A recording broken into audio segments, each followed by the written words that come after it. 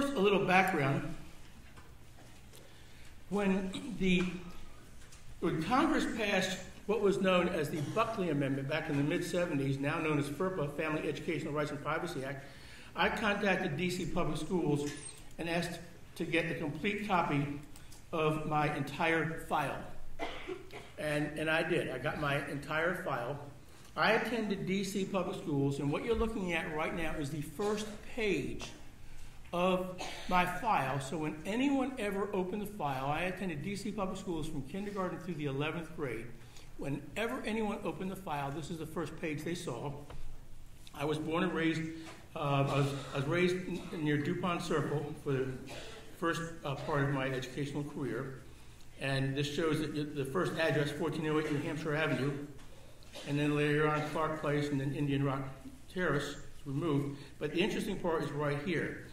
June 51, J.Q. Adams, John Quincy Adams, that was the name of the school. Mrs. Bayer was my kindergarten teacher. That was the grade kindergarten.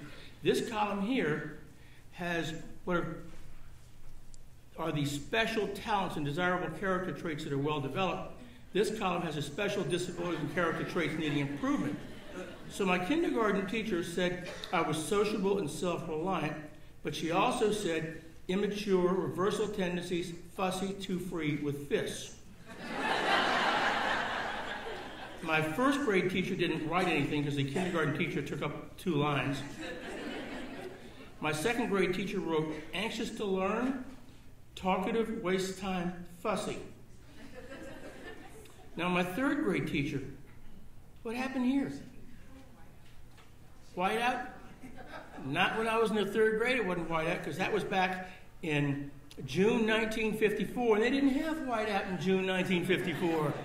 But they did have it in the mid-70s when I went and got the file. So what happened is whoever copied the file said, uh-oh, and whited out whatever was on the master document, and then photocopied it. So I don't know what the person said there. Here, they took the word and they whited out portions of the letters, making the word illegible. That's a shame, because it was a positive characteristic, I assume, and I have no idea what was said.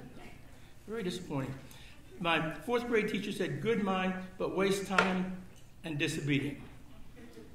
Now, D.C. Public Schools did not use report cards. Instead, they had progress reports they sent home. So here are just a few of them. March 52. Peter's reading very nicely now. He's beginning to be able to go ahead in his workbook after the initial directions.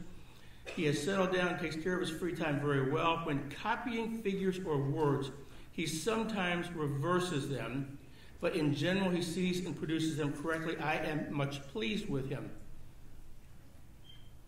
June 52.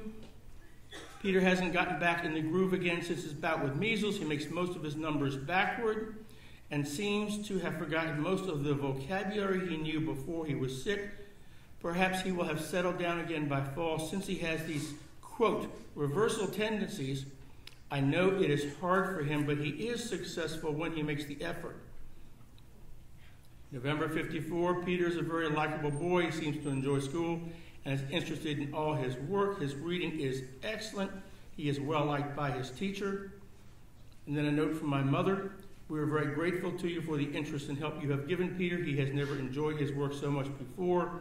Now, my parents had to sign and return the report cards. The report cards were on onion skin paper. My mother used a fountain pen that you had to manually refill from an ink bottle. And so you'll see how that comment will bleed through on the next report card.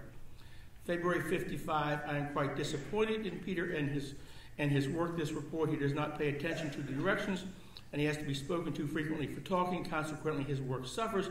He has done much better work previously, and there's the bleed through of the prior comment.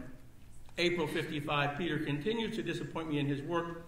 He does not do his best at all times because he does not keep his mind on his work, and he wastes a great deal of time. For that reason, I am lowering some of his checks. I hope he will try to improve before the closing of the school, and she meant school year, not actual school itself, summer vacation, as he is a capable boy. Note from my father, we appreciate your conscientious evaluation of Peter's work and your understanding of him as a boy as well as a student. We are working on his shortcomings as best we can. We are working on his shortcomings as best we can.